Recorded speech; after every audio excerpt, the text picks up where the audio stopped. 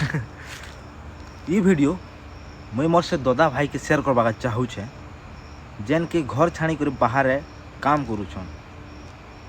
बासी भात ना तो शुनी थो।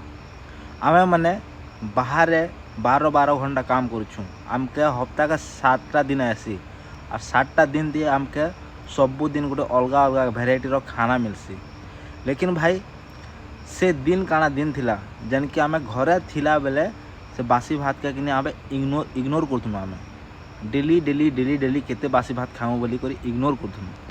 लेकिन आज से बासी भात किनी तार स्वाद तार से जेन एहसास रहला से बासी सांगे से जेन बाटला चटनी आलू भजा से राति रांधरा मांस भात के किनी सकाले बासी सांगे खाएब कहाँ टेस्ट ला उंगली का चाटी करी। ठीक है घरे जदि तुम जदि सरी जाइए कि घर लोक सांगे झगड़ा लगी करी टमाटर गोटे पोड़े करी मिर्चा सांगे कि चिटकी कर जेन खाएमु तार स्वाद आहा हा भाई तुम्हें जाना भी कह घर के छाणी कर विदेश थी काम कले कि भाई बासीर भात कि खूब सुर लागसी है कि नहीं।